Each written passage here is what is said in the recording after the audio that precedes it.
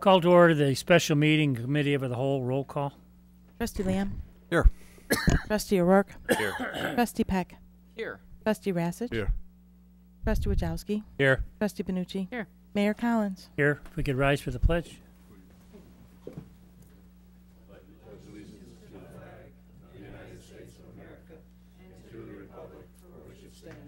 One nation, under God, indivisible, with liberty and justice for all. This would be the time for public comments. If there are no public comments, then we'll proceed with the business meeting. We're seeking a motion to approve the agenda. So move. Second. Motion's been made and seconded to approve the agenda. Trustee Lamb. Yes. Trustee O'Rourke. Yes. Trustee Peck. Yes. Trustee Rassich. Yes. Trustee Wajowski. Yes. Trustee Benucci. Yes. Thank you. That motion carries. Next item on the agenda is Drum Farm annexation. We're seeking a motion to open a public hearing regarding an annexation agreement and annexation of property located at Route 30 and Spangler Road. A motion we open a public hearing regarding an annexation agreement and annexation of property located at Route 30 and Spangler Road. Second. Motion's been made and seconded. All in favor? Aye. All opposed? Thank you. That motion carries.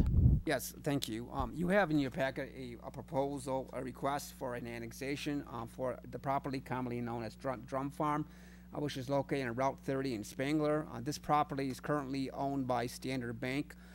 In anticipation of our continued efforts with regard to the creation of a TIF, we have contacted the various properties along the Route 30 corridor, which are currently not located in the village of Plainfield. One of the parcels is the Drum Farm.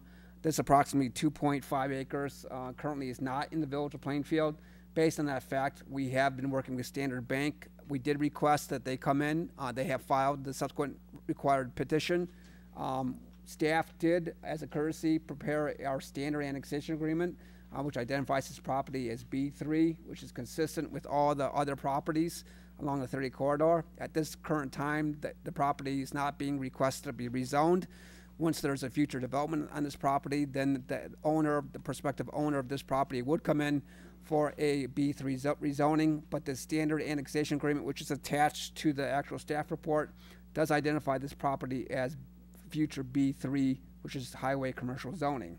So again, staff is requesting the board's consideration this evening for the annexation of this property into the village of Plainfield with future rezoning of B3.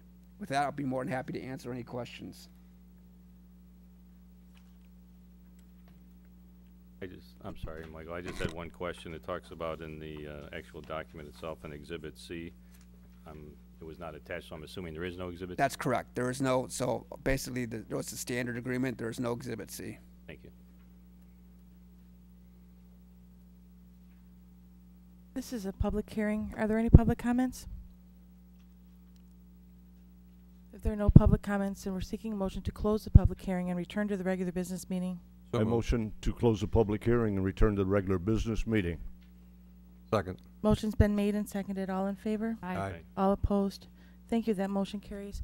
Are there any other comments or questions from the board?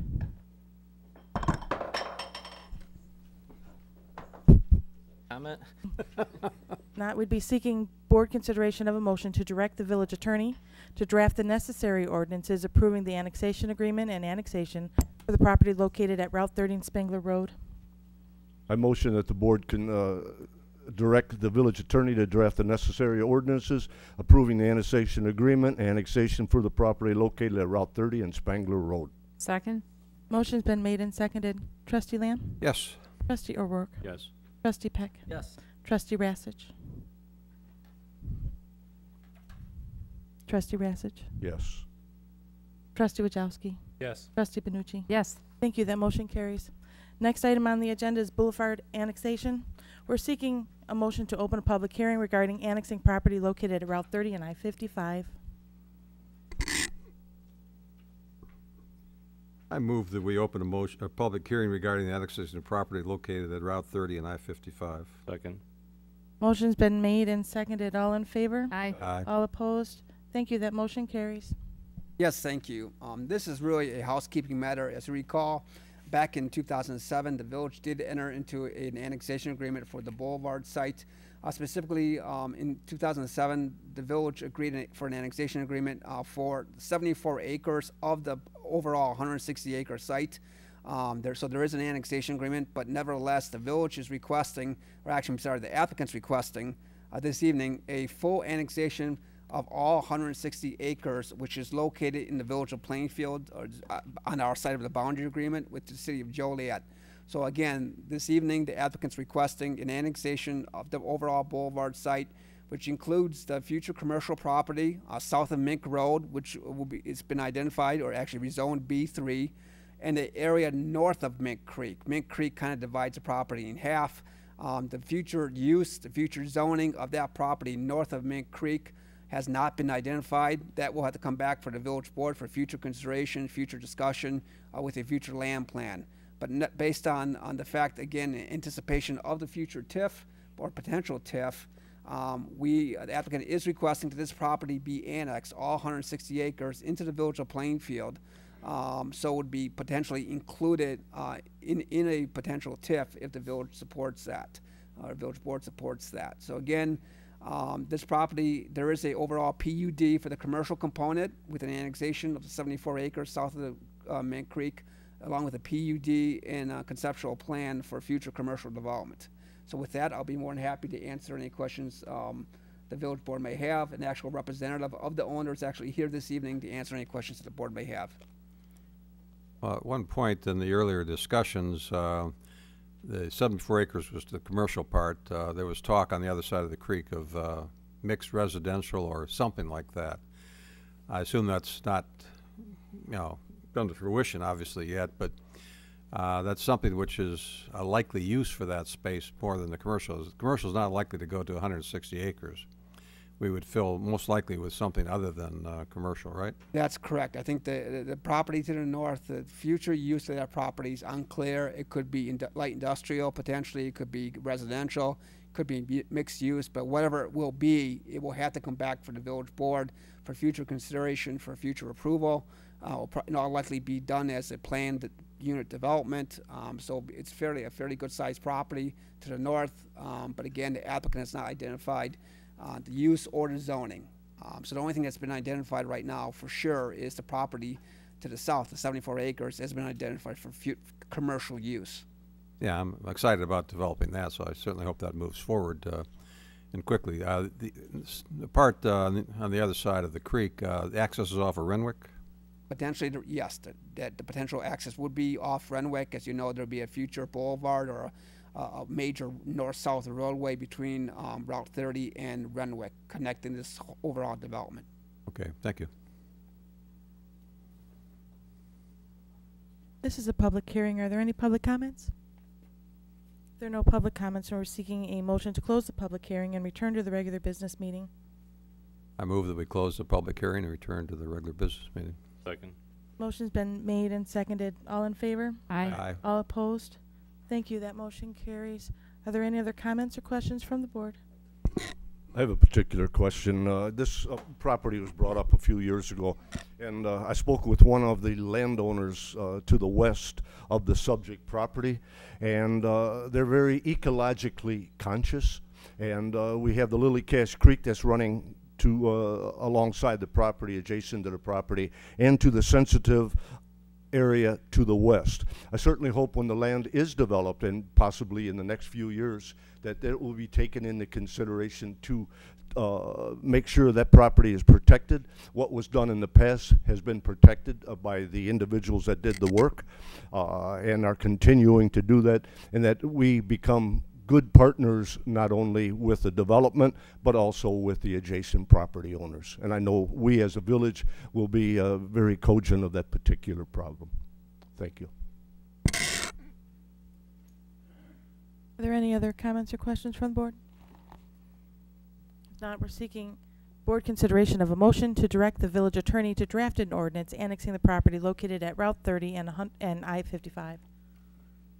I move we direct the village attorney to draft an ordinance annexing the property located at Route 30 and I-55. Second. Motion's been made and seconded. Trustee Lamb? Yes. Trustee O'Rourke? Yes. Trustee Peck? Yes. Trustee Rassich? Yes. Trustee Wojciechowski? Yes. Trustee Benucci? Yes. Thank you. That motion carries. We're seeking a motion to adjourn the special meeting. So Move that moved. we adjourn the special meeting. Motion's been made and seconded to adjourn the special meeting. All in favor? Aye. All opposed? Thank you. That motion carries. Call to order the committee of the whole. Roll call. Trustee Lamb? Here. Trustee O'Rourke? Here. Trustee Peck? Here. Trustee Rassich? Trustee Wajowski? Here. Trustee Benucci? Here. Mayor Collins? Here. We're seeking a motion to approve the minutes of the Committee of the Whole workshop held on July 13th. So moved. Motion's been made and seconded. All in favor? Aye. All opposed? Thank you. That motion carries. Presidential comments? Have none. Trustees' comments? Just a reminder that this Friday is the 25th anniversary of the tornado, and the commemoration event will be happening around Plainfield High School Central Campus on Fort Beggs, and it's a very important, solemn event, and there will be a lot of people in town. A lot of the families may be returning, but also several of the news media and some of the weather media. So that area is going to be quite busy, but it's also going to be for a very important event. So just keep that in mind. That's on this Friday, starting in the afternoon. Brief comment on the Community Leadership Forum on Transportation and Technology was held here last Thursday. It was very interesting. They had 6 speakers, and they were all, talking about the future and the kind of technologies come about. One of the things might hope we can volunteer for is the radiation of the asphalt accelerator, I guess they call it. Maybe that'll help cure it, and we're close by. Maybe we can take advantage of it. Might be interesting. But they're also, General Motors talked about a number of things that are making cars safer. IDOT talked about various traffic information, crashes, that sort of thing, trying to make things safer. Uber was there, and the guy representing the railroads was there. And Trustee Benucci he asked a very appropriate question. Can they do more to help us with Canadian National? Well, I don't think we got a definitive answer, but yeah. At least we'll keep trying to see if we can get Canadian National's attention. But anyways, very worthwhile forum, and there's have another one not too distant future on agriculture and technology, which might be interesting too. But this one is particularly interesting to most people, and just not sure most people are aware of it. But something definitely worth looking into if they have more of these, and we'll try to communicate a little bit better. I wanted to notify the board of a personal matter. I have, as everyone knows, I work full-time, and I'm working on a double master's degree at Lewis University, an MBA as well as a master's in IT. Right now I'm finishing up the foundation courses. Next year around this time I will be moving on to more difficult courses that are more time-consuming. I do believe that this time next year I may miss a few meetings. I'll try to make sure that they're committee meetings and not business meetings. And I do not foresee, as I look forward, being able to have time to run again for the following term after that. Proceeding the core courses the following semesters after that, I'm going to have extremely difficult courses that are going to take up a lot of my personal time, and right now it does not look like I'll be able to have that extra time to dedicate to serving the community and running for another term. So I just want to let everybody know that's the situation I'm in, and it's been a very fun 6 years. I look forward to finishing up the 2 years on the board. Thank you. Thank you, sir. Are there any other trustee comments? If not, this would be the time for public comments. If there are no public comments, then we will proceed with the workshop meeting. First item on the agenda is MetroNet. Thank you very much. I'm going to introduce John Campbell and Kathy Scheller. They're both with MetroNet. As the board knows, we've been having discussions and conversations with this company about the possibility of entering a local franchise agreement, and we thought it'd be an appropriate time before they actually submit their local franchise application with the village that we give them a chance to explain who they are and what they'll be bringing to our little hamlet. John? Good evening. President Collins, members of the board, we greatly appreciate the opportunity to spend a little bit of time with you this evening to explain who we are and why we're here. And in a nutshell, the reason that we're here tonight is because we want to bring a world-class fiber infrastructure to the village of Plainfield that's on the equivalent of anything that you can find in the United States. Our fiber infrastructure is similar to what you probably have heard and seen with Google in Kansas City and cities like Austin. It's fiber to the premises, fiber to the business, and what we seek to do is provide voice, video, and data services over that network that are truly state-of-the-art. And so today, what we thought we would do is spend a little bit of time kind of giving you an opportunity to see who we are and what we do. And with that, I'm going to turn it over to Kathy Scheller, my colleague, to kind of go through a brief description of Metronet. Thank you, John. Good evening, everyone. First of all, thank you so much for having us here this evening. It's quite extraordinary to have the opportunity to introduce our company to you prior to our formal submission of the local franchise. Metronet is a privately held company headquartered in Evansville, Indiana. We've been in existence for about 10 years and have seen quite a bit of success during that time. Because of our success, we're aggressively seeking to expand our service to qualified communities within a 5-state area of Indiana. Right now, we currently have coverage for more than 120,000 homes and businesses, and we have close to 45,000 subscribers. The key to this, and you know, when I try to explain this to people, this technology and what it means, this is fiber that connects directly to your home. So it really has limitless bandwidth, and it's the opportunity for you, for lack of a better term, when we all have those devices in our home with our children and we can't get them all to work, this is an opportunity for you to have that right to type of infrastructure that not only impacts communities, it actually impacts lives. And the one point I'd want to make there too is this is future-proof technology. It's the best possible infrastructure you can have. Right now, companies like Google are offering a gigabit, but over time, this infrastructure would allow us to continue to offer bandwidth as people need it more and more in their homes and communities to do things like distance education, telemedicine, whole home, whole home type of what's the word I'm thinking of? Smart homes. To just manage your entire home with this type of infrastructure. We can upgrade the network at any point in time. Currently, we have completed 19 gigabit communities, and it's important to note, and it's later in the presentation, this is just really an overview of who we are. Less than 10% of all communities in the United States are deemed gigabit, and we began our company and built out 19 gigabit communities in the state of Indiana. Currently, we're working on our 20th through 23rd community there as well. I thought it was important for you to see our projections for the future, where we're supposed to be going. You know, Metronet became very successful in the first 10 years in Indiana, and through that success, we had an infusion of private capital. That has allowed us to expand our services to a 5-state area, as I mentioned earlier. We've pre-qualified communities, and including Plainfield. Some of the things that I think is important for you to know, I've been coming here for over a year now, following our due diligence to kind of fit in our model and working with Brian and people in Plainfield and trying to figure out how this could be a good fit. The next slide shows you what we're looking for whenever we choose a community. We do an initial look at a community, and what we do is we try to get one within a 5 to 6 hour drive of Evansville. Our community size that we've been successful is 15,000 to 150,000 in population. A positive population growth.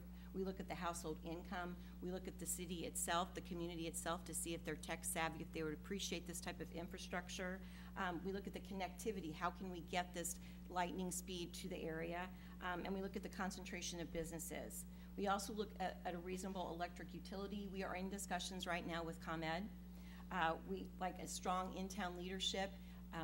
We look like a positive look and feel of a community, level of support from the community, and Brian has really been a leader for us in assisting us with the other communities in the region when we come in, and a positive economic profile. These are just some of the things that we look for on our initial phase of due diligence. Of course, it's taken a year for us to come back and forth and visit. Our leadership has toured the area to sort of see if this is a town that could possibly be a Metronet town, and thus we're at this point in our presentation. We are so successful when we go into these towns, and it takes a lot to say that we are literally able to achieve 40% penetration in 40 months of arrival. So if fiber goes by your home and you want to have it, we are able to do that. One of the things I like to point out here is that, you know, this is great technology, but from an economic impact standpoint, this not only will change and make your community more attractive in bringing businesses in, it will also, we'll also invest in a retail store here. We will hire our technicians, our retail store associates here. We will hire our business reps here. So we're actually going to become a part of the community once we come in. It's also important to note that this type of infrastructure will not only impact, you know, those that are already living here. For instance, an example of this, because sometimes this type of infrastructure is hard to explain. There might be a doctor working at Edwards Hospital, and he or she goes home. He or she will have the opportunity to download images from their home, and that type of telemedicine is what's coming in the future. So that's just an example of some of the things that we're able to do with this. Anything else? The other thing that's important to note before we get into this is the pricing is really more for the same. So you have incumbents that are here, you have service from other people. What we do is we come in and we keep the pricing the same. Because technology has increased in such a fashion, you're able to literally spend the same type of pricing and gain more, you know, more bandwidth, more opportunities from that. You know, the one thing that I would want to say is we've evaluated literally hundreds of communities in a 5-state region, and without trying to pander to the crowd too much, visiting the village of Plainfield, we fell in love with your community. You guys have a lot to be proud of. This is, we feel like this technology is conducive to who the village wants to become and what the village already is. It's cutting edge, it fits in with your profile of incredible growth, and we think that it will be a nice accompaniment as your community grows in the future. The platform. The really not a lot to talk about in terms of the platform, other than just to say that we use a lot of household providers in terms of network operations. We've got a carrier class network, and our vendors are world class. One of the things that I like to speak of in this presentation as well is our residential products. And we have a current standard offering in a triple play of 200 over 25. That's our standard.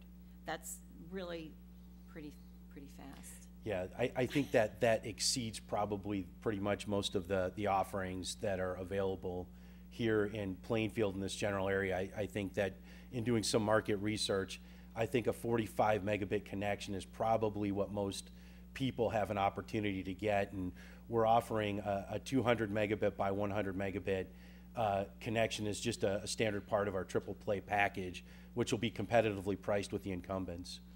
The other thing to note here is we also, during that same time when we upped our standard to that speed, we also offered a gig to the home at that same amount of time. And we actually we're up in Lafayette where Purdue University is, Lafayette, West Lafayette. We've actually had several takers of that opportunity. So initially I thought, who would have it want a gig to your home, but it became very popular and it's on its way up for that now. So remember, this is glass to the house. We also offer IPTV, and we also have a fiber phone if you so choose it.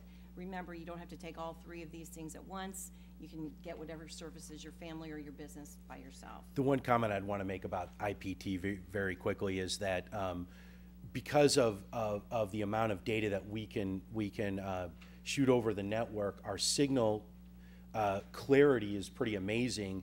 In fact, in a lot of our existing markets, people have compared our standard digital signal to the incumbent's high definition signal. And so you can imagine that our high definition signal's even better than that. So we're talking about just crystal clear, very good television service. It's important to note as well that we also have a business suite of products that we can help other businesses in the community. During our due diligence phase, we actually have met with businesses just to talk to them about their internet speeds and if this is something that could help them. What we used to do is go into communities and meet with the largest employers, but I've learned that the biggest impact for this type of infrastructure comes to the small business or the medium business owner, because this will allow them immediately to compete globally. The community benefits, I sort of touched on those before. You know, you'll have Gigabit City status, key economic development tool. It will foster job creation, innovation, and economic growth. I tell people that with this type of bandwidth and availability, there are applications in our country that are coming. Think about our phones, about our tablets, that we don't even know about yet. And the communities that do not have the opportunity to tap into that are going to be left behind. So that's why I think groups like us, following Google Fiber's footsteps, or we were even sort of before them, before they got going, but we're really starting to pick up momentum on this because communities are starting to realize the importance of having this infrastructure. And you know, throughout our history, we've sought to really partner closely with the communities that we serve. And from an economic development standpoint, you know, we will go in with the community to talk to, you know, a potential employer and you know, offer them the type of infrastructure that they may need to come to a community. So we anticipate that if we're fortunate enough to come to the Village of Plainfield, that we will have a long-term relationship. And then I just thought it was important for you to know sort of what we look like, our branding, if you start to see things about us, so I wanted to include that in the presentation. In addition, after this slide, I said that we were privately held. I always find when I go to these communities, what does that mean? So I thought it was important that you saw a background of our ownership, Al and John Sinelli. In addition, I mentioned that we had a infusion of capital. The next slide shows you partners, Oak Hill Partners, and they're the ones that are helping us to achieve our goal of expanding within a 5-state area. And then I just put an example after that of just some of the retail locations that we have been able to come up with. We build, we refurbish places, and we're working with Brian and the city to kind of look at those locations as well. So if you know, if anybody's got questions now or if questions come later, you know, feel free. I think Kathy's information is in the slide deck, but we would absolutely encourage any inquiries about the company, or if we can furnish any additional information about who we are, we would love the opportunity to let us give you the information you need to evaluate us. How many towns in Illinois are you expanding to? Right now, we are going to hopefully establish the beachhead here, but we're currently looking at, what is it, approximately 10 communities throughout the state. Regionally, we're looking at Plainfield, Oswego, Montgomery, Boulder Hill, and the unincorporated areas right now. We're looking to come in at a beachhead. You want to get as contiguous of a population to get started. Once we do that, we'll look to go to Sugar Grove and on up the Fox River Valley. I have a few questions, if I may. I go far enough back with fiber optics that reliability was an issue early on, making the junctures and so on. How reliable is your system? We have a very redundant system. So we build all of our architecture is ringed so that if there's a fiber cut on one end, the traffic's redeployed to through the other part of the network so that we can avoid outages. That's not to say that, you know, freak occurrences don't occur, you know, happen where, you know, maybe both ends get cut at the same time, but for the most part, we're very, very reliable. And what do you need to install to make this happen in Plainfield? So what we would really need to do is literally install fiber down almost every street.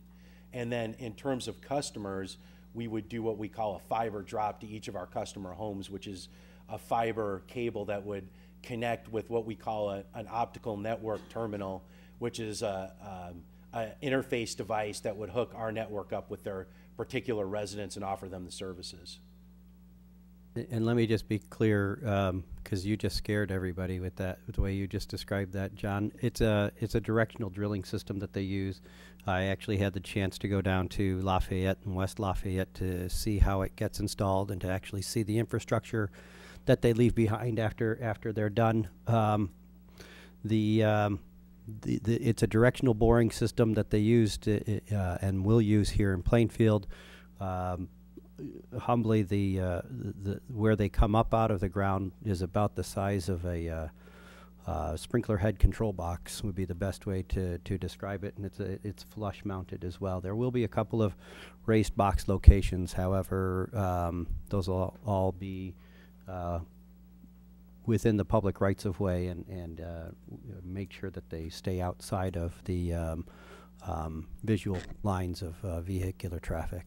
We also use aerial facilities. We locate our facilities on utility poles as well.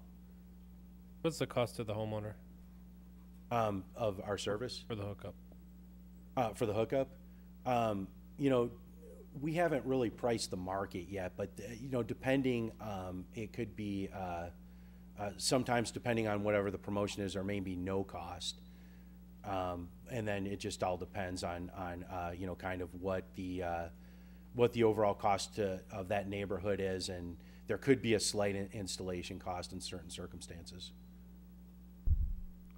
I have a question, John. How are you being viewed by current providers, for example, Comcast, DirecTV, AT&T, et cetera, who already provide services to the community at present? You're a direct competition to them. Correct. How would you respond to that? Well, we are a direct competitor. Absolutely. So they, you know, we compete successfully against them. So my guess is they probably don't like us coming into the market. But we think it's a good thing to have competition. It makes everybody a little bit sharper, lowers prices, and the consumer benefits with better customer service. I can understand your point. You're selling a product. You are marketing a particular product, but it appears to me to be redundancy. We seem to have our streets, not our streets, but whatever you're doing to provide a service to individual homes going up and down every street. Cable's done that, Comcast done it, AT&T has done that, et cetera, et cetera. It'll be interesting to see how your market model evolves. Yeah, and the point that I'd make here is that, you know, we would not be considering making up to a $20 million investment in your community if we thought that your community already had adequate services for terms of the future. We don't think any of the competitors here offer what we offer, nor are they able to meet the future needs of the community. You know, what we're seeing on from report after report from major players like Cisco, who are monitoring network usage and internet usage, are that people need more and more bandwidth in their homes. And what this will do is it will put the village of Plainfield on par with any community in the United States in terms of economic development and quality of life in terms of these services. Okay, thank you. The point that also, Trustee, that you bring up is that MetroNet will not be given any more favorable consideration than what we already have in place with franchise agreements, with the local franchise agreements. Jim Harvey and I have talked with John Campbell and the team with regard to that particular stuff. So substantively, there will be some minor modifications, but it's just because of where technology is today versus when we had the Comcast agreement come before the village board. But substantively, it'll be the same agreement. Apples to oranges comparison, but also a similar economic situation. There were several lobbyist groups, other hospitals that didn't want Plainfield Edward to have a full-service hospital here, and I would compare that right now to your current competitors. They're not going to want you to come here. And my argument in favor of having Edward have a full-service hospital here many years ago was it's going to increase the quality of service and it's going to decrease prices. So whether or not a potential new customer of yours signs up with you or not, Comcast and what have you are going to have to lower their prices to compete with you. And I feel it's going to offer residents in our community a better price on their current service, as well as offer potentially a faster service as well, and maybe more reliable, maybe not. We'll wait and see. But I'm excited about it, and I do believe in the free competition here, as long as Administrator Murphy had said everyone's on the same playing field.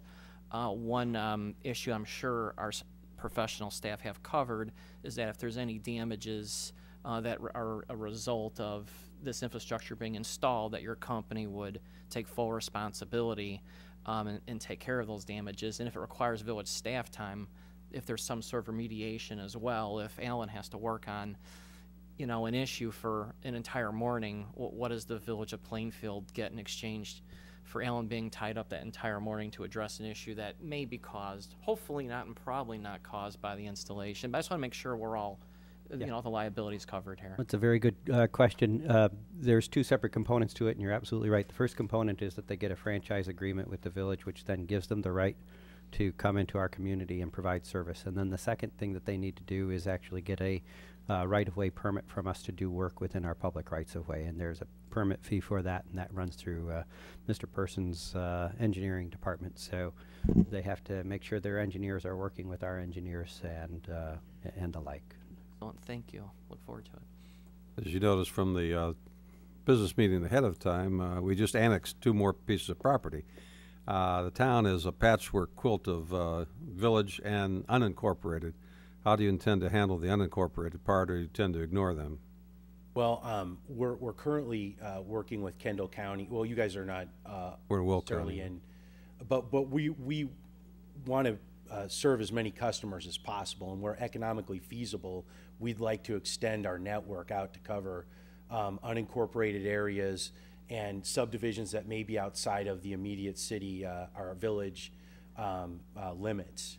So once we make this infrastructure and investment, it's sizable. So the more customers that we can bring onto the network to offset those overhead and cost, the better. Yeah, I'm concerned about the right-of-way access across things that are not village property. Yeah, exactly. And Kendall County behaves much differently than Will County, as you all know, since we're in both. In Kendall County, they have a cable franchise, local franchise agreement. And so that's why John mentioned that they are working with Kendall County, because they also will do a franchise agreement, and then they have right-of-way easement permits that they'll have to do. Here in Will County, there isn't a Will County franchise, so those unincorporated areas actually just go through the township road commissions for right-of-way easement access.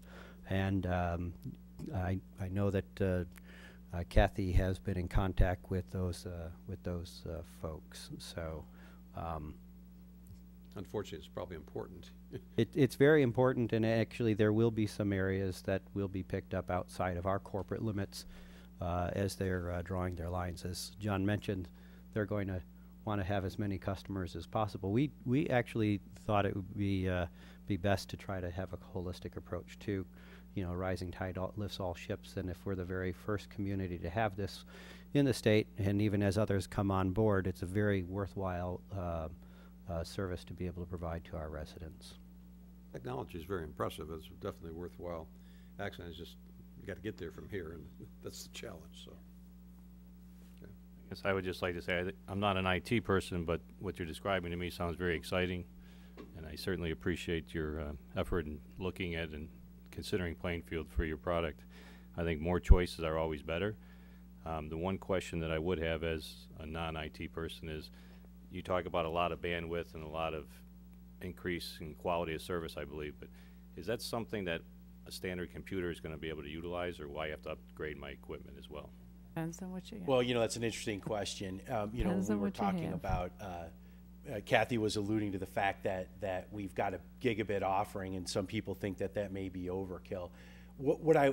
I'm not a computer expert. What I can tell you is that some computer chips, at least my understanding is, they've got a limitation in terms of the bandwidth that they can potentially utilize. However, having said that, the world's changing, and what we're seeing in terms of new devices is that they are all incorporating larger, you know, sort of bandwidth capacities, and you know, they're just in addition to just having, say, a computer, you know, you're seeing so many people having, you know, mobile devices of all sorts, you know, pads and phones, and multiple people in a house that all want to access the internet and don't want to have latency. You know, your kids may want to watch Netflix, and you may want to, you know, do something on the internet, and so on and so forth. And what this bandwidth capacity will allow you to do is to fully enjoy all of those services without any sort of degradation.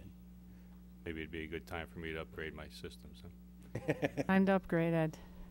Yeah, the school district has had gigabit to the desktop for quite a while, so I can sell you an old computer. I too agree with the idea of the competition, even though officially, unofficially, I'm not supposed to say that, because we wouldn't be changing because of, you know, connections to another competitor. However, I like the idea that it should be out there for everyone. I think we should have the opportunity. I think it's expensive. I like the idea, you know, in general. I like the idea that it's very frustrating to have, you know, a certain speed when you're at your job or at your, you know, school or whatever, and then you come home and you're waiting, and I'm very impatient with that, so I can tell you that. I like the idea of providing that for the community. I think that's a big step in the right direction for a lot of people. The $20 million investment, that's not subsidized in any way by the village, right? That's a entirely private corporation that's coming into town to sell their wares. Yeah, that's our investment. You know, before we all start hooking up, you know, Trustee Lamb said to me earlier before the meeting, he said, you know, I don't even buy green bananas.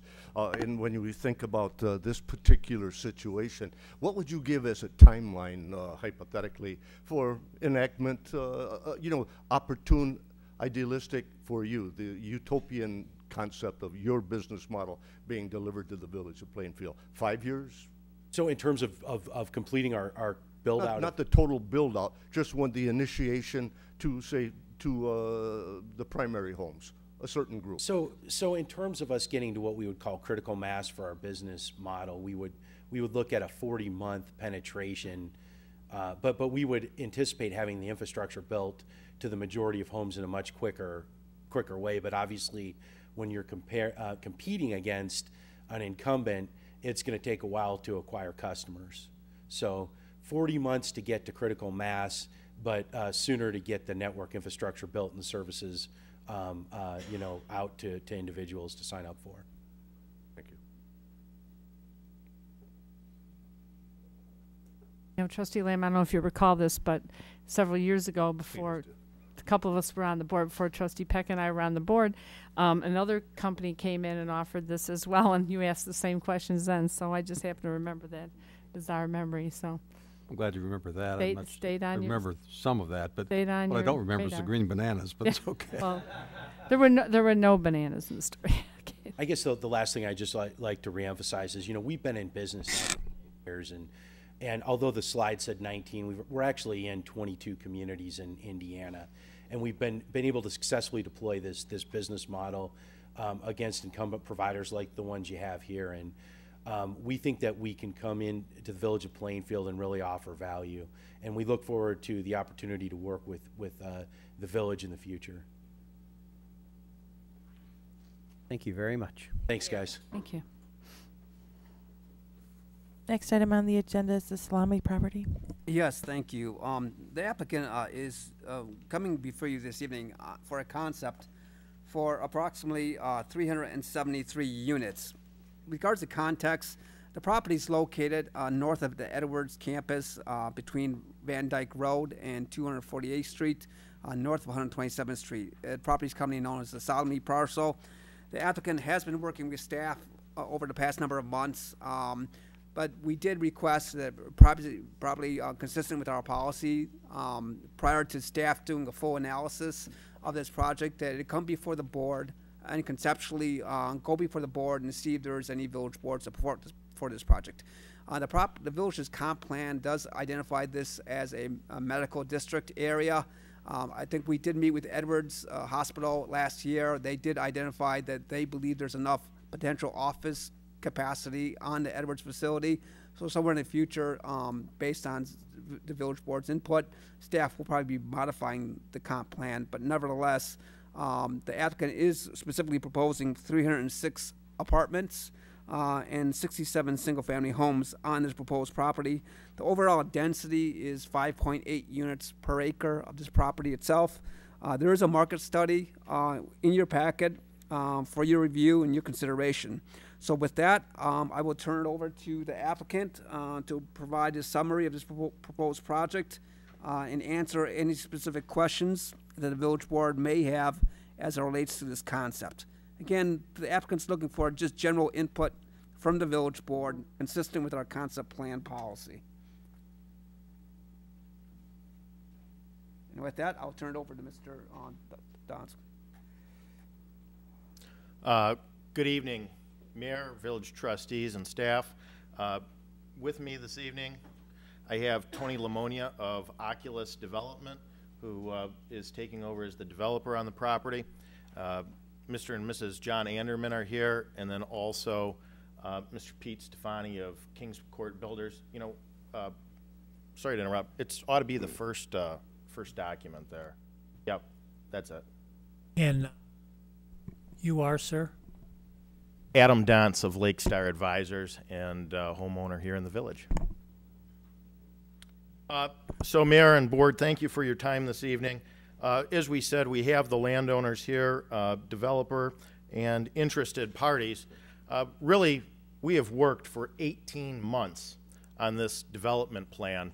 It's a little unusual that we have this much upfront time coming before the village board. We have 9 land plans that we've worked through. We have 2 market studies. And really, it's all in an effort to come forward with a land plan that I think we can all take pride in, and elevations in which we can all take pride. So the first part that I want to talk to you about is the architectural integrity and high-quality building materials.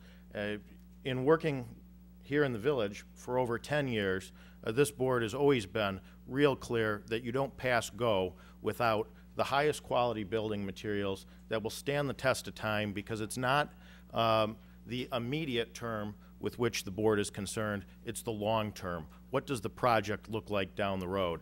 And so as we move through here and you see those elevations, I think given the amount of stone and natural building material, you'll see that this product should withstand the test of time. Second, smart land planning and land use. That's a consideration that's of utmost importance. We think that the multifamily use, based on our reading of the comprehensive plan, what are appropriate adjacent uses, fits smart land planning, particularly given the project's proximity to the village's chief retail corridor. Next, increase in revenue for existing and future retailers. As we know, as the Route 59 corridor developed with big box stores, which generate a lot of sales tax revenue, they all looked at population projections and how many people they thought would be within 1, 3, 5 miles of the site. That's something that the world looks a lot different than what they expected and what you expected. And so we look at this as an answer to that. And then lastly, additional permit fees and sales tax revenue for the village of Plainfield. So, as I said, the dominant building material, you had elevations passed out in your packet. The dominant building material on the first floor is a cultured stone product on the multifamily residences, demonstrating longevity and luxury. Next, significant architectural detail, including varied roof planes, attached garages, and balconies, create a rich streetscape possessing character. As I sat and worked through a comprehensive plan review in the early part of the decade, that sense of character, sense of place, a lot of architectural articulation and integrity is something that was stressed and is something that I think is reflected here in both the multifamily and single-family plans. And then third, balanced window fenestration, window grills in the garage door, covered porches at the entry. What we try to do is take what the village looks for in its single-family housing stock and apply those architectural details to the multifamily housing stock. So there you can see the elevations. We think that it really, there's a lot going on. There's a lot of detail there. And a point of interest on that is all of that detail really drives price, okay? You'll see the market study, our average renter is about $1,446 a month in order to qualify. That's about $58,000 a year on a renter profile. That's the type of minimum was $58,000 a year to qualify at a $1,446 rent roll. And so really at every step of the way, I think there's safeguards here, beginning with architecture, driving cost, driving renter profile to bring a quality here to the village that you're seeking. Central Park Community Clubhouse, integrated. We want to really view this as an integrated community. This clubhouse is not for exclusively the multi-family residents, but the single-family residents would also benefit from the fitness amenities such as the bocce ball court, sand volleyball, and pool. The community clubhouse will also have amenities such as recreational rooms, outdoor barbecue facilities, and TVs. And as I said, on a membership basis, we will open this up to the single-family portion as well. So we really want to stress the integration of both the multifamily with the single-family component. Okay, Central Park delivers architecture and unlocks an opportunity for single-family development. Really, we've met with a number of builders.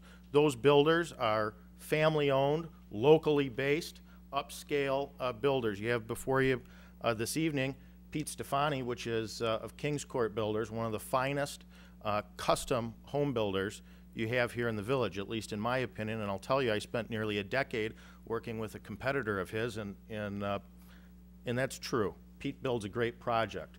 A great product. We've also talked with Dave Bolger at Gladstone, and we've worked to not create this land plan in a vacuum, but actually go out to the market and say, is what we're proposing here based in reality? Can we put such large lots next to multifamily product? Would you have an interest in being a purchaser of lots? I'm not representing that we have a deal cut for the purchase of those lots, but what we did do in that land plan is look at what's their building footprint, what's their design, do you see a product that you build here on this project, and we've got their buy-in along the way as this is created.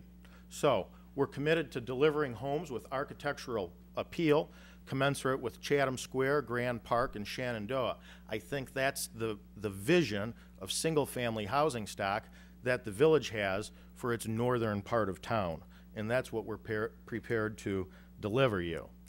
Additionally, it's been raised, we want to make sure that there's a protection or a safeguard in place so you don't come in, obtain a zoning for multifamily, and then abandon the single-family project.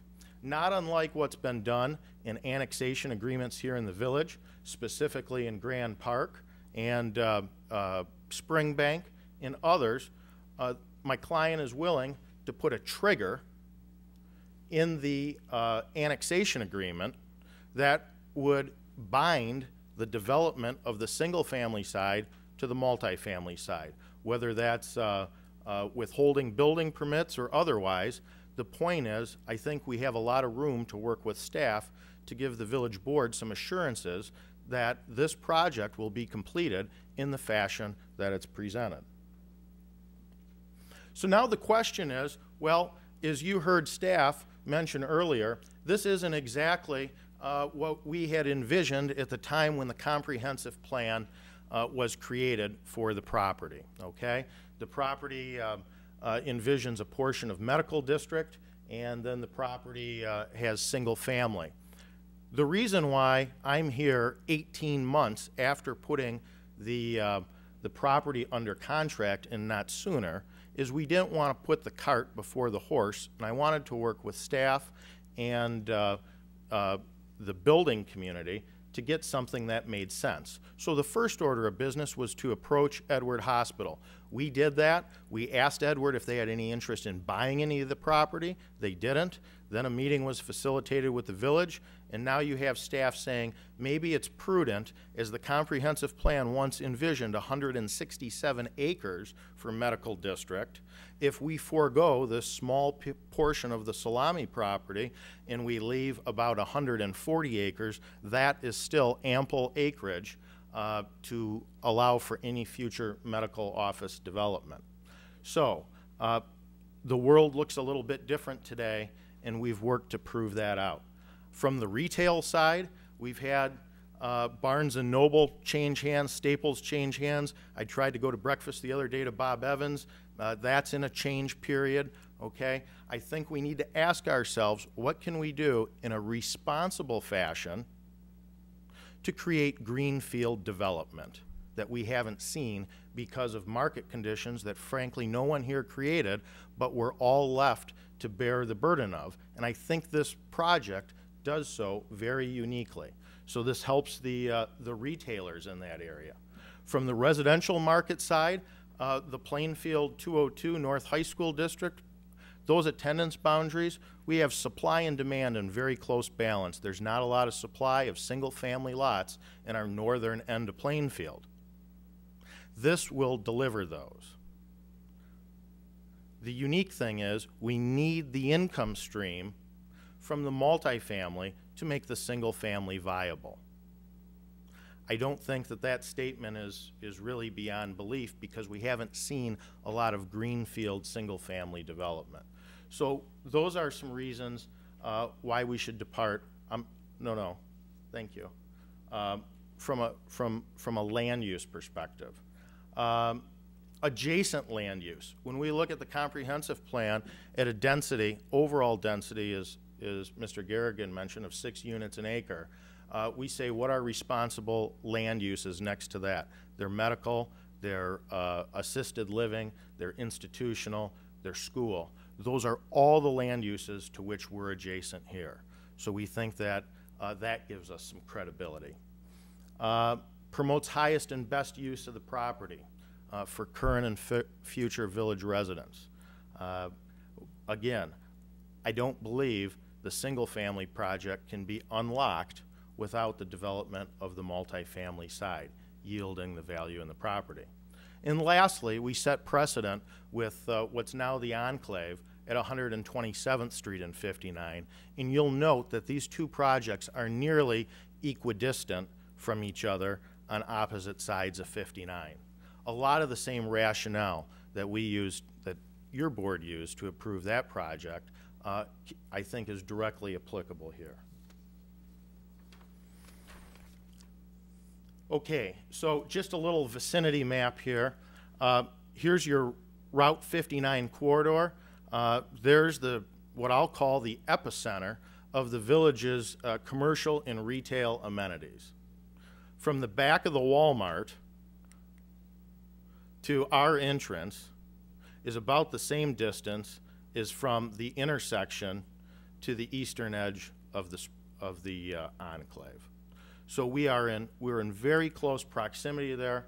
All of the village's major retailers, from Kohl's to Walmart to Meijer, I live here, you live here, you know who they are, but this is an infill project where we're trying to really bolster the population in that area for the benefit of that retail corridor, which I believe is extremely significant to the municipality. And we're trying to do it in a responsible way for neighboring residents. Okay? We'll go through those points at the next slide. Going back from the comprehensive plan, looking at this, what is one of the goals? It's to expand the quality, attractive, and safe neighborhoods within the village by a mix of housing types, including apartments. I think that when you look at the architecture, as we've talked to many people, I haven't heard any objection to the architecture. I'm interested to hear additional feedback tonight. So we're really trying to put forth a high-quality product that fulfills the vision of the village in its northern area. Okay? Well, how do you like that for a land plan? All right. Well, what I'll tell you about the land plan, which you have in your package, is we've really treated this as a blank canvas, right? No pun intended. And what we've filled it in with, is this: 1.6 on your single-family side, 1.6 dwelling units per acre. Those are some of the largest lots in the village, and are frankly has an average lot size of about 13,500 square feet, larger on an average than Heritage Oaks, Canterbury Woods, or the communities over here to the east. we've really tried to come in and raise the bar in terms of single family in your northern portion of town. Okay. On the multifamily side, when we look at apartment zoning, your apartments go up to 15 dwelling units an acre. We've tried not to push that envelope and are coming in with a plan of 13 dwelling units an acre for an overall density of under 6. And when we look at that density classification and we see Edward on the south, the assisted living, the child care, daycare, the high school up to the north, all of those are consistent as we mentioned earlier. And so those large lots really accommodate any building envelope of Kings Court or Gladstone or the other upper end builders with which the village has experienced in the past. Okay. Okay. So then my last points are this. The integration of multifamily unlocks an opportunity for substantial greenfield development, which the village has not seen in quite some time. As I said earlier, the average rents of $1,446 correspond to a minimum renter income of nearly $58,000, generating a renter profile with substantial disposable income, which is really viewed favorably, I think, by the existing retailers in that corridor, the future retailers as you go to ICSC and look to develop the power center up at 119th and Route 59. I think this project really bolsters the area and has done so in a way that's responsible and benefits the village. And so with that, I am interested to hear thoughts and feedback and work with the board to create something with which we can all be proud. Our landowners are dedicated to working with you. They've been very patient and at this for a year and a half. You can see we have members of the building community who are hungry for lots, and this delivers an opportunity that I think has mutual benefit to all parties.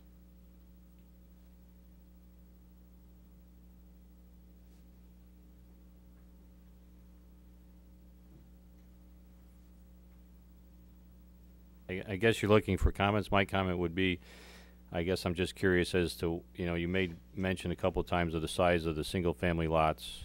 Those are obviously larger, which is, I think, more favorable, which cuts down your density per acre, but then you put 306 apartments next to those. I don't know that those two blend together very well. Well, frankly, we looked at that, and I think that exemplifies a few things. One, we were before the Plan Commission last May, and we had 8,000 square foot lots at that juncture. And we heard from the Plan Commission that they wanted a little bit larger lots. They were concerned about that lot size and density. So I wanted to work through that issue and come back with a larger lot configuration. The second thing I did is, not knowing exactly who the builder is yet, I created a building envelope of 65 feet wide by 65 feet deep, which would allow ranch product here, would allow side load garages, is a very wide building envelope, and that drove the overall lot size. To check directly on your concern, then we went out and we sat down with the local semi-custom and custom builders to ask them, do you think you can market up against this multifamily? And because of the amount of stone, natural building materials, 360-degree architecture, all the gingerbread, so to speak, that we've put on that, those concerns were mitigated. I think if you're asking my opinion, I would still have concerns, I guess, about the volume of the apartments, the access points to the whole project. It looks like there's one at Prairie Grove Drive that takes you basically towards the retail that you were describing further east on Route 59, correct? Correct. To the north doesn't go anywhere. There's no other access point north that goes east, is there? There's the access point of Prairie Grove that you mentioned there, and then another access point out onto Van Dyke Road. So we have two. What, as you know, is common practice is we've appropriated a stub street there to the north for that future development. All right, I'll just ask a simple question. Why 306 apartments? Tony, do you want to speak to that? I would say that, thanks. Essentially, once you get above 300 units, it's the economies of scale with regard to the property, you know, really sort of take effect. They run better at that size. That's not to say that you can't make them work with less or more units, but it becomes sort of an institutional quality property where you can afford to have really nice amenities like the pool and the outdoor areas. The less units you have, the less units you have to spread those costs over. And by having a property of size, you're really allowed to sort of take it up a notch with regard to the amenities and the things that you're providing to your residents. Additionally, nowadays, it's a very competitive environment. And frankly, the rental profile now is much higher than it was in previous years, and the tenants sort of demand that. Additionally, I think it's sort of allowed for a responsible number with regard to the overall per acre densities at, I think it's 13. Most municipalities, when you get into two and 3 story product, you see densities upwards of 20, 22 is sort of an average in a lot of communities. I think here it's 15, so we tried our best to sort of get what we needed, but also provide something for the village, which allowed for a very manageable overall density. Along with those thoughts, you mentioned institutional. Is 300 kind of a number for investors as well? Yes, I mean, you can do something with less than that. It's not a do or die number, but it's a number where, from an economic standpoint, you know, the staff you have and everything else, there's definitely economies of scale where the more units you can spread your costs over with regard to staffing it properly and amenities and what have you, it just helps the property operate better. I mean, I certainly agree with your one comment, you know, about the diversity of product within any community. I think that's always important. My challenge or my concern is just trying to build so many in this certain areas, and you're not the only one. You mentioned another product that's the same thing. I mean, when I kind of grew up, it was more, you know, a number of 6 flats, so people would build 6 flats, so, you know, and you might have 10 of them on a block, but then you got the single family home, and then you had the commercial, residential, and you created that kind of diversity between it. Here, I mean, 306, that's a big footprint, that's all. It is, and I would say that we think that there's a balance. You know, the Village of Plainfield has a relatively low ratio of apartments right now, and I'm sure that, you know, you guys might say that you're proud of that you want it to be sort of a bedroom community, what have you.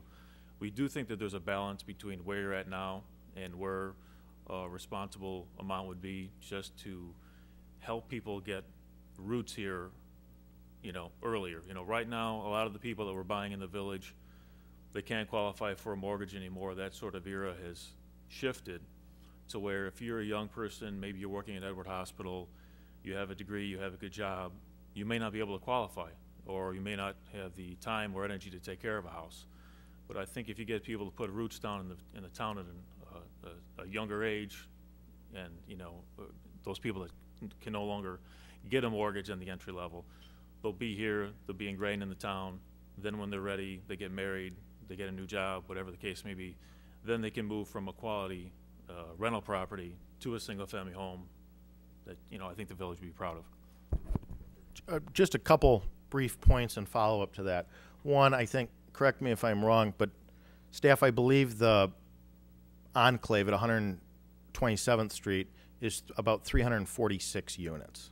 So our original plan was 320 units, and we said, out of respect for the process and other wishes, we would start out a little bit below where they were down the street. And then, before we came to the board in working through the land plan, we took off another 14 units. And so we're trying to not be rigid and be flexible here with the village on unit count to the extent that we can. And to your question of the two uses, it's sort of by design in that, you know, we look at this and say this keeps everyone honest, in that both of these sides of the equation have to be really, really top notch. Otherwise, the other one doesn't work. You know, no one's going to want to live in an apartment next to junky houses, or in a house next to an apartment that doesn't deliver really, really a top notch product. you know, Pete Stefani's not gonna want to build homes next to something that he views as subpar. You know, we've talked with him and other builders and sort of said, you know, this development in its entirety, we think would be really quality, and one side sort of checks the other. Thank you. And walking around this summer to get this office, I knocked on a lot of doors, and I talked to a lot of people that are watching this tonight. One of the primary concerns, due to the housing market downturn, was the value of their property. That goes hand in hand with the density of the properties around it. The village currently has around 840, 850 rental units in the town right now.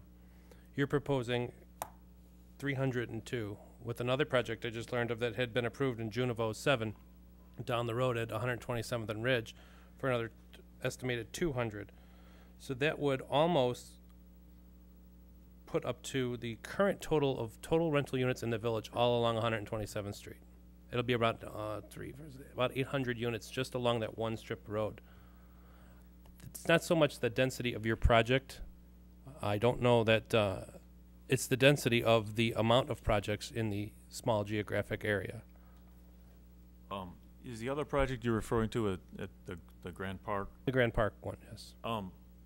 Well, maybe I'm biased. We like our site better, but we also think this has a, you know, being on the east side of town, being in the Plainfield North School District, being in this area, this is a project we think can get built. With all due respect to the other project, I think that, you know, that could happen, but you know, that's another 10 minutes down the road. I can't speak to, you know, the board's opinion about that project. I would say that generally speaking, this is a good location, we feel, because of the, you mentioned there being a lot of units on 127th Street. We think the surrounding uses, you know, lend themselves well to our use. We also think that, you know, the renter now, what these sort of two uses have in common would be a lot of people with disposable income. You know, the millennial that has a good job and a college education and rents, they like to spend money, generally speaking, and people in higher-end homes do as well. So we think for the retail corridor, this would be beneficial, and that maybe, you know, this sort of area is the proper place to have apartments. I can't speak to Grant Park, and I know that's, you know. Well, I know you guys are focused on your project, but sitting here, we're focused on the entire town because we're responsible to the citizens that elected us. And to place that many projects, high-density projects on one strip of road throughout town, split between two school districts, mind you, but still, it seems like a lot to me, and I'm not inclined to support it. Trustee Wojciechowski, thank you for that. If I could add two brief points. The first is the project at Grand Park has been available to the market since approximately 2004 and hasn't found traction in a market cycle and a half. And so I look at that project and say, while it's within the realm of possibility, it's had 13, 12 years of market exposure. It's already been approved, though. I can't unring the bell, so Sure. it's... And to that point, Mr. Donce, as you do know, and normally I don't talk at these things, but as you do know, staff is currently working with a party that is in due diligence to start construction on that project. Okay. The second point with respect to housing values that I would raise is the average housing stock in Plainfield, if we go to the MLS, about $250,000 on a sales price. Based on the builders that we're talking to, the architectural standards that would be imposed on this project, we would be well over $100,000 on sales price above the average sales price in the village. We would certainly be commensurate with or above the sales price of homes in this area. So I would look at that and say that this would be adding value to some of the neighbors, particularly the eastern side of Van Dyke Road. Murphy just mentioned that there is another possible apartment community that is going to, you know, begin construction, is what it looks like. Okay, so I guess how does this affect a needs assessment that this, you know, applicant's already done? Is this going to impact it in any way? I shouldn't say is it going to. How is it going to impact your needs assessment for this current proposal? Our market study references the Grand Park development. Not to be cavalier, but this, compared to the number of rental units in most communities, this is sort of a drop in the bucket. We know that you guys don't want to have, you know, 15 new apartment deals coming into town, but we feel that, you know, 1 or 2 more would probably bring a nice balance. You know, we feel that people are better off renting professionally managed apartments than they are renting homes from people that may be in distress with their mortgage or what have you. It's better to have someone renting an apartment with a property manager on site and maintenance on site than to have someone renting a vacant home or what might be. There is a place, we think, for rental within the village of Plainfield. You know, and frankly, with regard to what you're saying, we think we have a competitive advantage in our site versus the site in Grand Park. So this news that Mr. Murphy has mentioned tonight, were you privy to this before you came here tonight or no? Yes. Okay, so that's already incorporated. You're already assuming that those apartments are going to go up, and you've already incorporated that. Yes, I mean, and frankly, that's a separate market. It's a different school district, and you know, there's a big gap between where we're at and where they're at. But that being said, you know, when averages are somewhere in the 30-something percentile in most areas of rental to home ownership. You know, here we're well below that. So we think there's a little bit of runway in front of us. You're comfortable leaving your proposal as is then based on this news? Correct.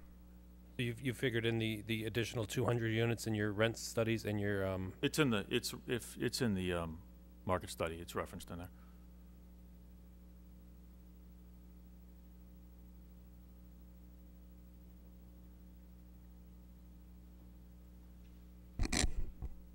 Gentlemen, not for the sake of vain repetition, a number of the trustees have already mentioned a number of things that I'm in full agreement with. Number one, as Mr. Wojcicki said, that we have 855 rental units already in the village of Plainfield, and probably to have many more in the near future.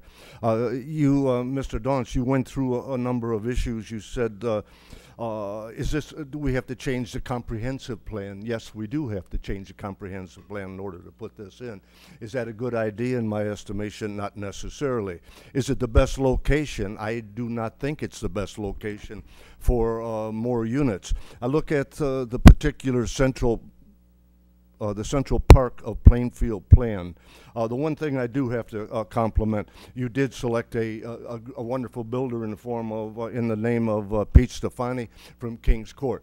He has built a quality product all of his entire professional career, and the one thing I do like is the fact that he would be the selected person to build around this gigantic unit of 17 buildings with 306 units. I hate to use a crude analogy, but that's, you know, putting those nice homes around there, assuming they would ever be built, because I think it's a vanity to think that someone would build a big, expensive house next to 306 apartment units. It's almost like putting lipstick on a pig. You know what, you could try and do it, but it's not going to make it any more desirable, and having those homes around there. I think the entire project is entirely too large. You never got into who this will appeal to. Everybody says, oftentimes developers say, well, we're going to appeal to teachers, firemen, and police, and others. Well, I don't know what your population projection is, but oftentimes it's suspect. One last item that I had was, you had mentioned, Mr. Dauntz, that Bob Evans and Barnes & Noble left a particular area, perhaps because they didn't have the right product or they didn't have the proper support. These units here, will they produce a lifestyle center in the near future? I seriously doubt it. Are they going to walk down 127th Street to go to Walmart, et cetera, et cetera? I doubt it. Everybody drives. So the economic viability is, in my estimation, diminished. Your units appear, like you said, you got a lot of gingerbread on them, and there is an awful lot of gingerbread on them. But I still think the exact density is entirely too high. 13 units per acre is entirely too high. And you also said, Mr. Dauntz, that builders are hungry for lots. Well, there are an awful lot of lots that are available in the village of Plainfield. I don't know how hungry anybody'd be for these lots. I'd be very suspicious of it. The one thing in closure, and I always like to say closure, is the fact that I think it's entirely too dense for the particular area. In addition to that, I think we already have the market covered in rental units at present until this population grows. And I'm not saying I think that we need 300 units in order to make our population grow. I'm not saying close the door on the village of Plainfield. The last person that moved in is the last person that's going to move in. But I don't see, I cannot foresee this project in the village of Plainfield in my tenure. Thank you. I guess I've got a few comments as well. One of the things I brought up earlier about the annexation agreement and mentioned that on the boulevard seems to be a better location. It's going to be right near an interchange. And there'll be a commercial center there. And on the other side, we've got 90 acres on the other side of the Mink Creek. That could potentially be residential. Would this kind of a development be more appropriate for that spot? I don't have an answer to that, but it's something I think ought to be considered because that is part of our vision, a number of years ago. It's worth looking at. Another question, you mentioned you would trigger the single-family developments, tie it somehow into building permits or whatever, which says to me you wouldn't necessarily build all the apartments at once. I'm not sure how that works. Have we ever done anything like that, Michael? No, never, not in regards, I'm sorry. Not with respect to multifamily, no. I'm not familiar with us having a trigger effect like that. Yeah, because one of the concerns we have, of course, is Creekside, Springbank, 10% occupied, and we can't get the rest of it filled in. So our concern would be here, and if it didn't, I'd like to see that agreement, I guess, and have it run through Mr. Harvey and Mr. Garrigan, and so let's see what that really looks like and see if that makes sense. One of the things, to get back to the comprehensive plan, we redid this a couple of years ago, and several of us were part of that committee. We talked about making communities that identify with themselves.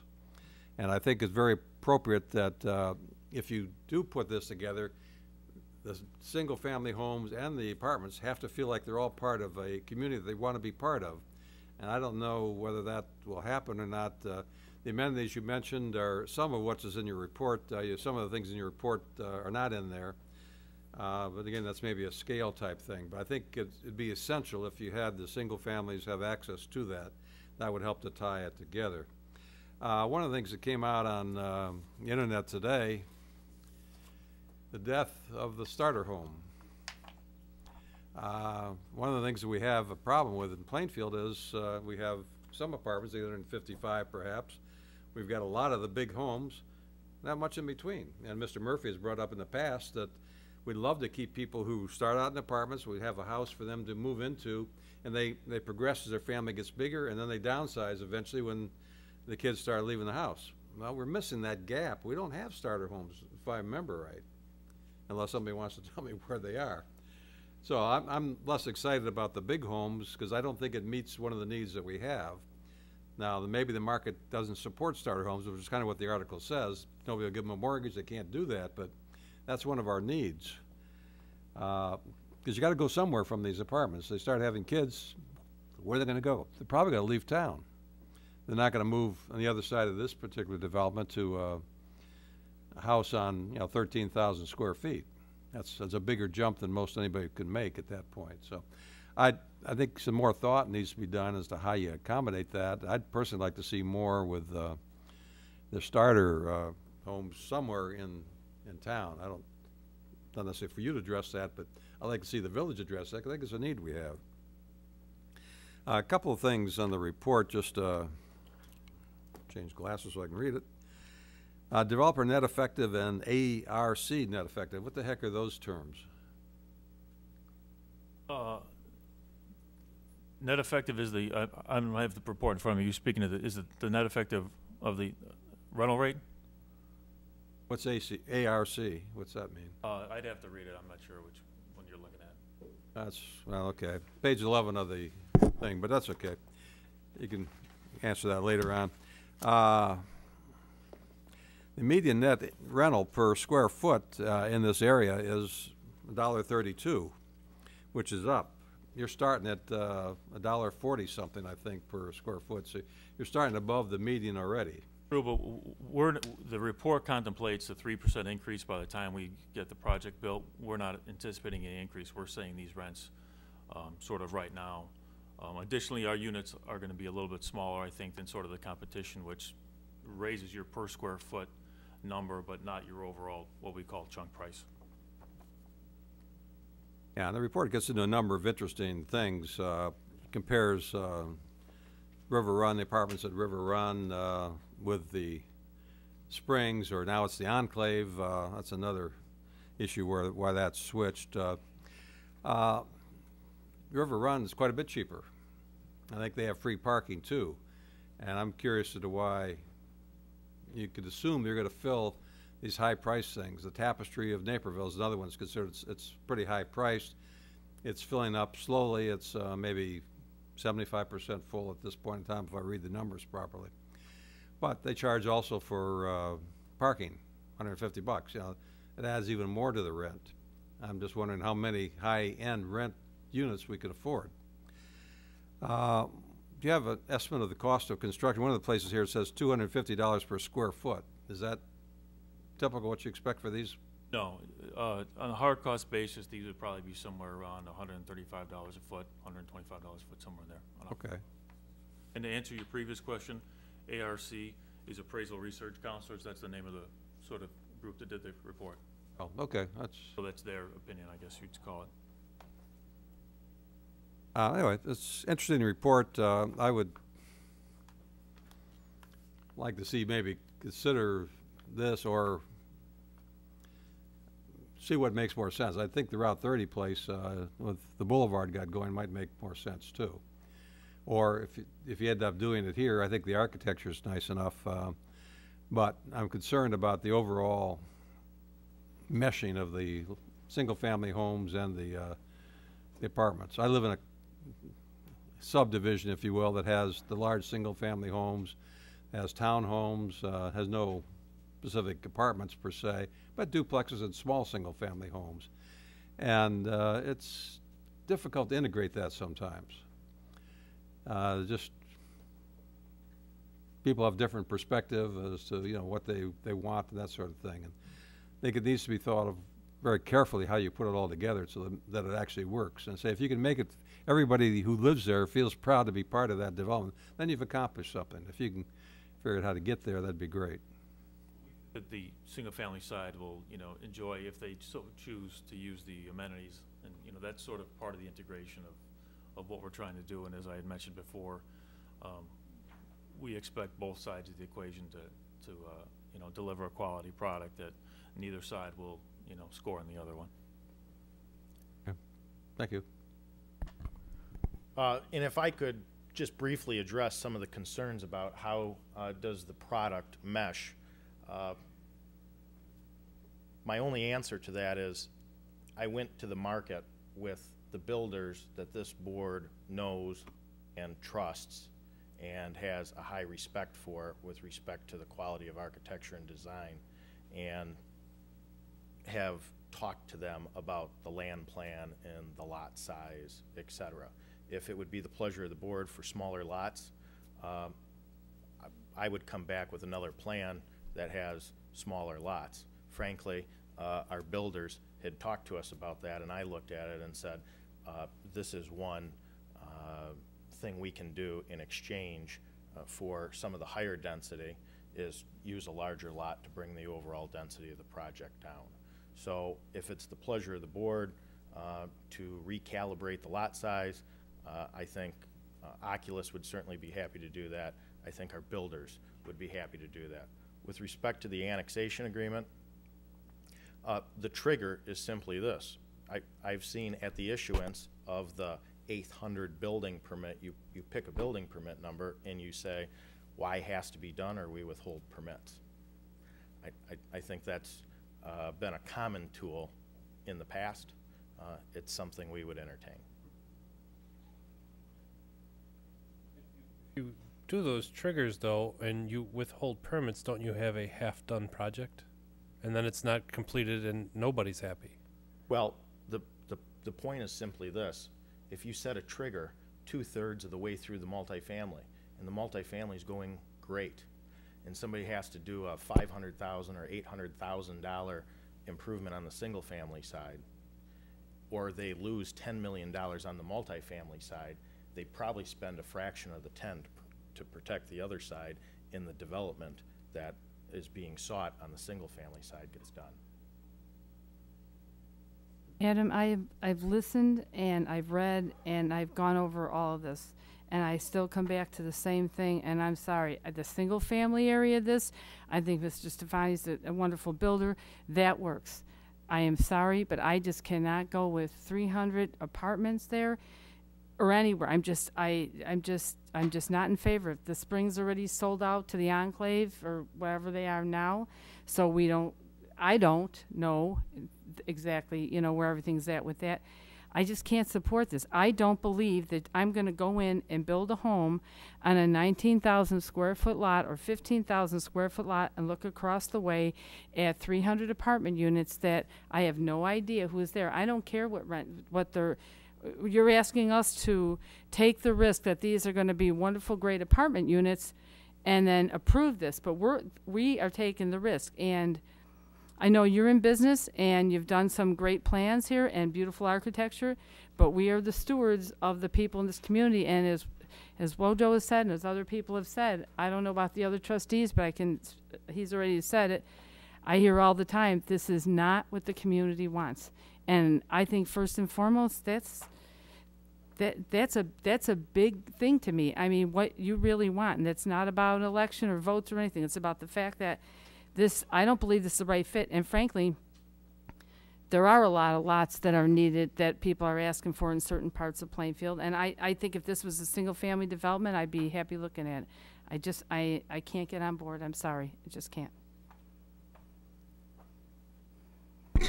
I can't tell you, gentlemen, how to develop a business model.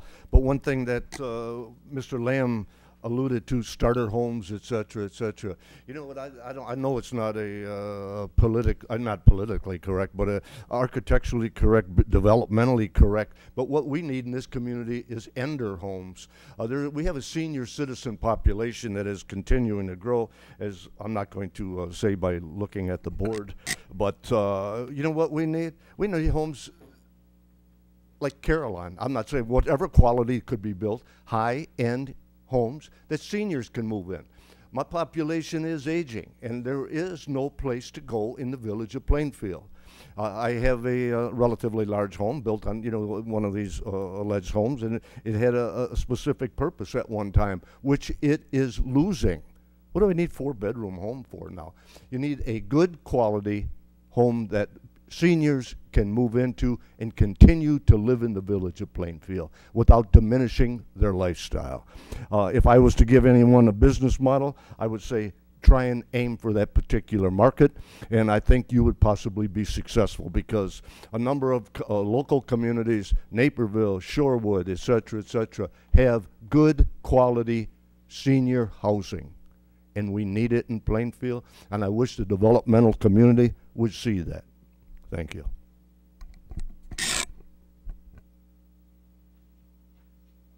Are there any other comments?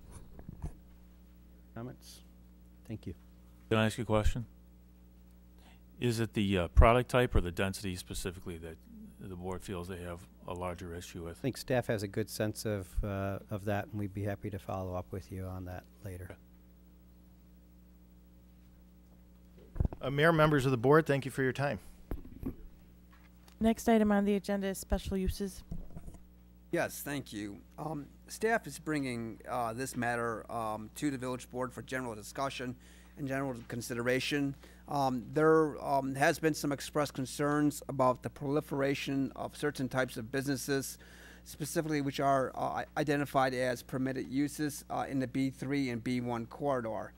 We've had several board members who've articulated some concerns specifically about the proliferation of uses such as specifically referring to my staff report, body art services, otherwise known as tattoo salons, fortune teller services, beauty and tanning salons, child care facilities, massage therapies.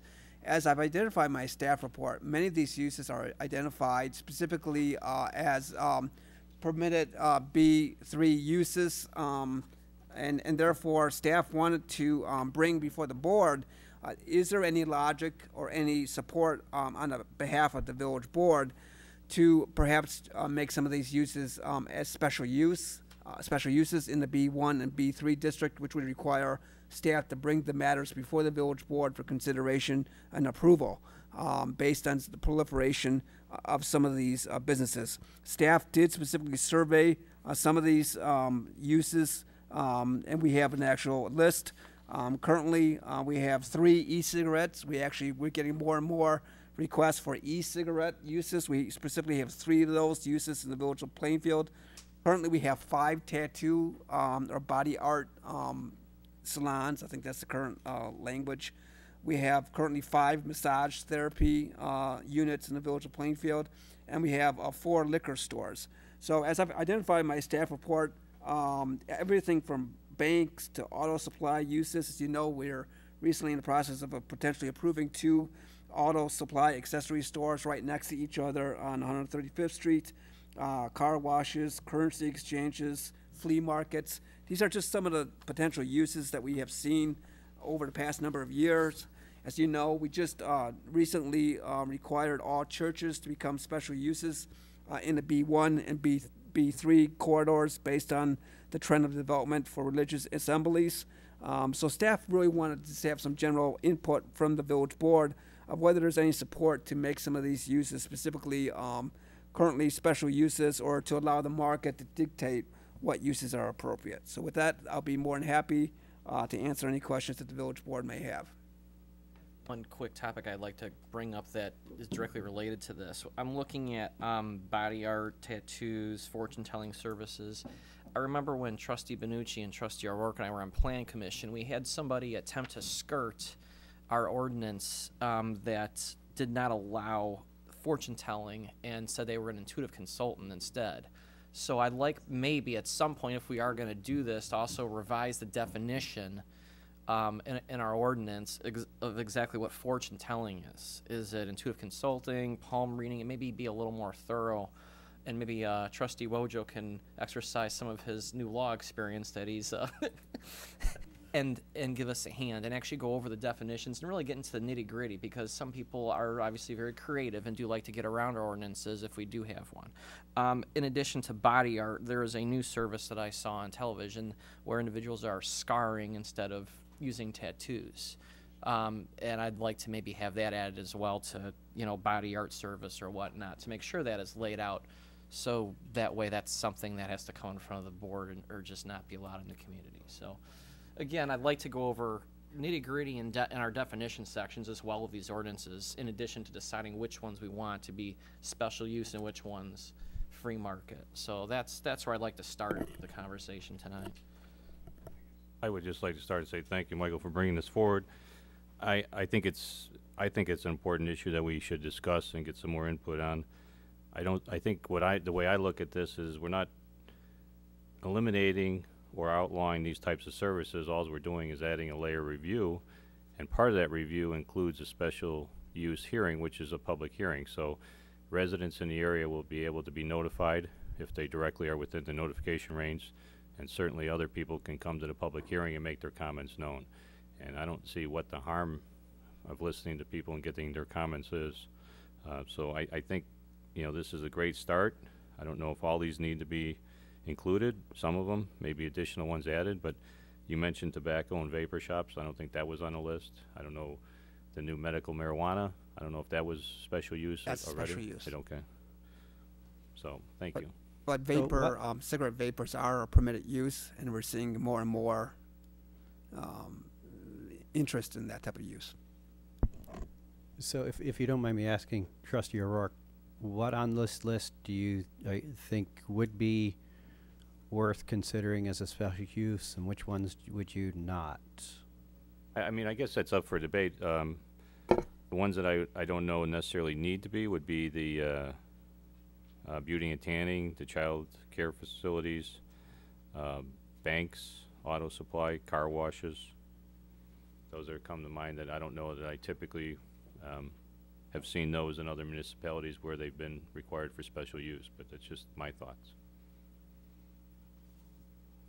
Now, that being said, if you don't mind me asking as well, with regard to auto supply, prior to 2009, generally speaking, automotive supply and automotive repair shops were required to be on the second frontage in our developments. However, in 2009, I think it was 2009, maybe it was 2010, was when we had Bartels come in, and they were given front position for auto repair. I know that's not auto supply, but still, nevertheless, it's a question. Is it special use when it's on the front, or is it special use regardless? You know, if it goes on the second level, is there a difference or not?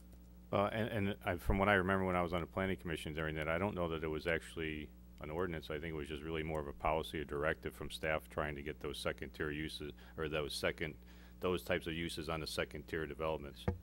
So I think, you know, ultimately they could probably go where they wanted to when they came, and I think ultimately the board approved a number of those, and then more of them started coming forward.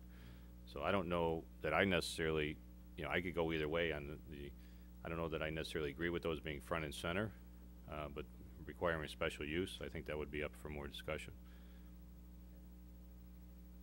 The religious one, we have some legal ramifications if we deny that. So we said we want to discuss it and come to a resolution. We couldn't deny it just as a matter of course. Is there any legal issues with any of these? Well, the thing you have in common with all of them in terms of special use is, I think Trustee O'Rourke put it most aptly and precisely, is that it's an additional layer of review because the Illinois Supreme Court has held in reviewing special use cases for decades that just because something is a special use doesn't mean it can be arbitrarily denied.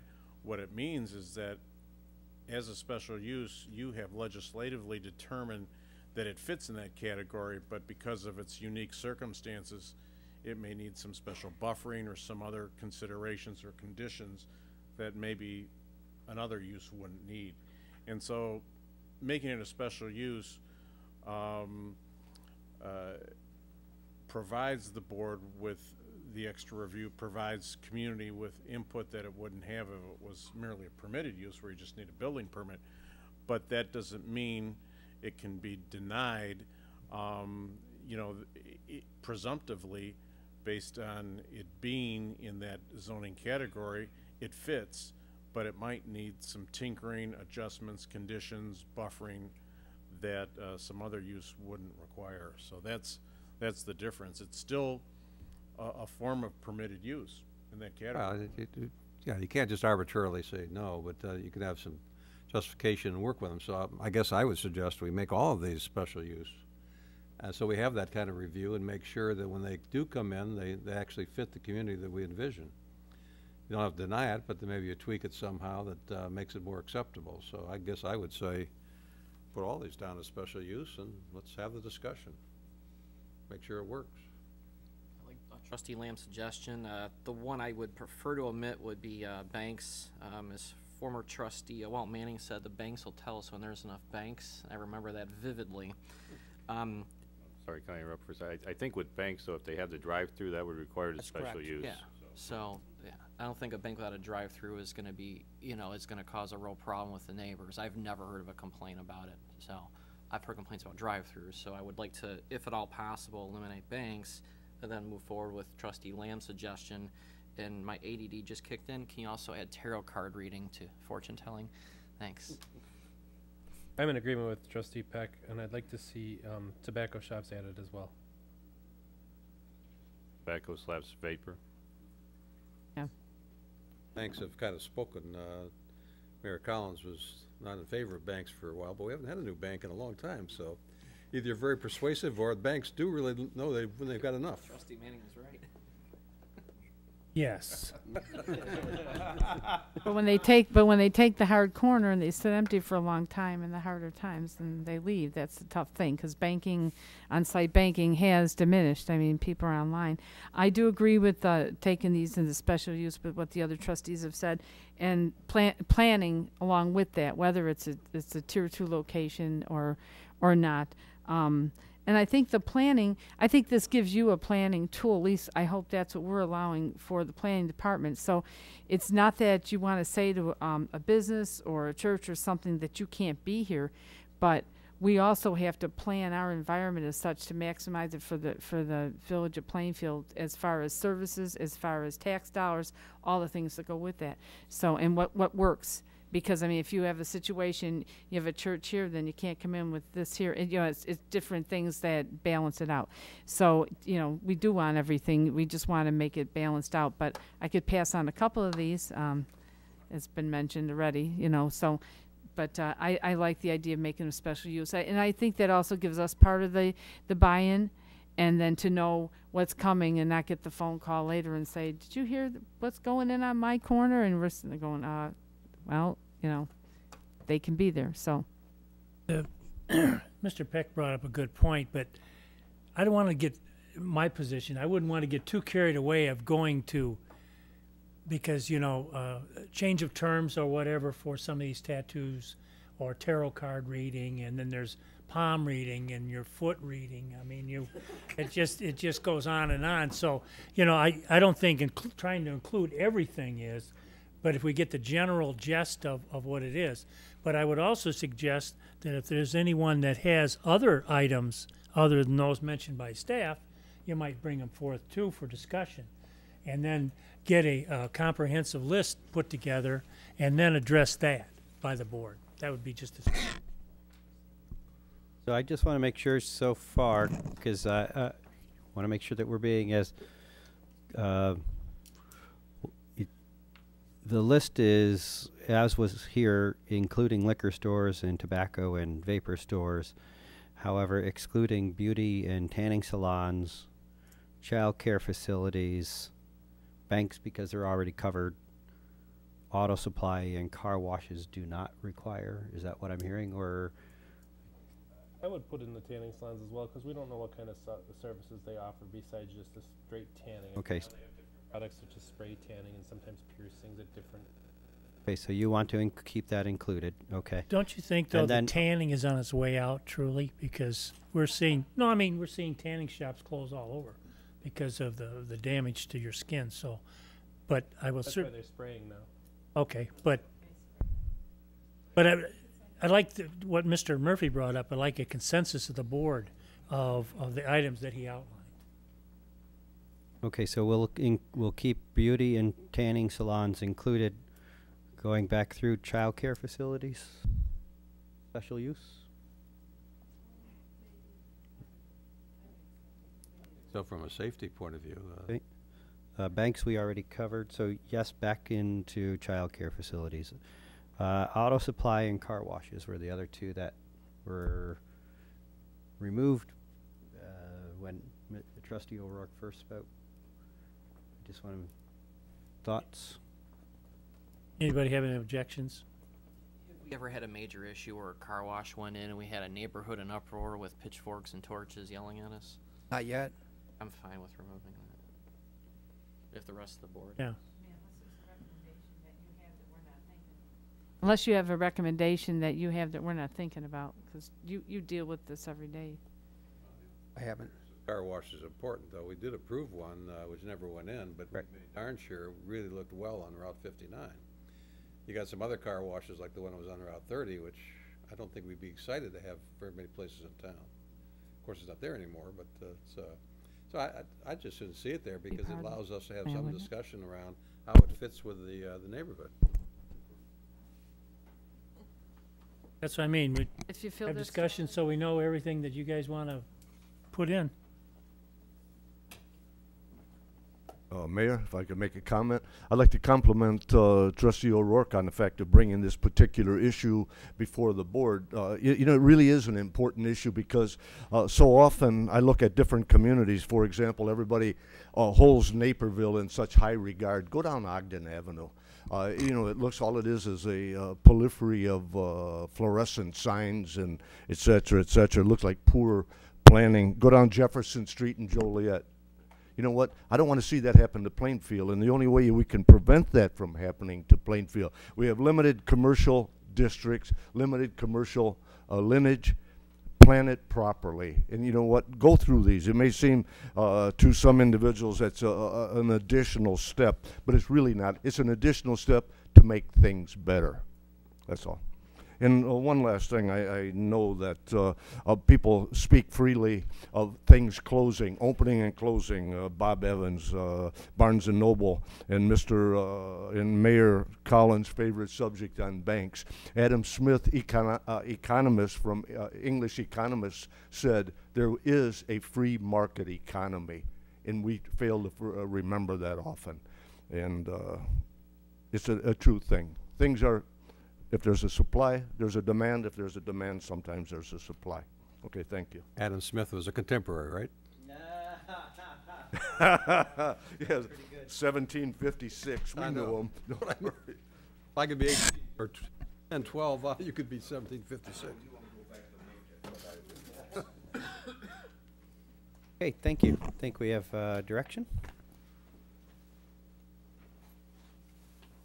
We're seeking a motion to adjourn. Oh, I'm sorry, Mr. Mayor. Reminders. Yeah, reminders, September 7th is the village offices are closed and garbage pickup will be delayed by one day. The 9th will be coffee with the mayor. The 10th, the HPC meeting. September 14th is our next committee to whole. The 21st will be our next board meeting, and I'm still not in favor of banks. We're seeking a motion to adjourn to executive session as permitted under the Open Meetings Act under Section 2C6 to discuss the setting of a price for sale or lease of property owned by the public body, not to reconvene. So moved. Second. Motion's been made and seconded. Trustee Lamb? Yes. Trustee O'Rourke? Yes. Trustee Peck? Yes. Trustee Rassage? Trustee Wajowski? Yes. Trustee Benucci? Yes. Thank you. That motion carries. Bank on that.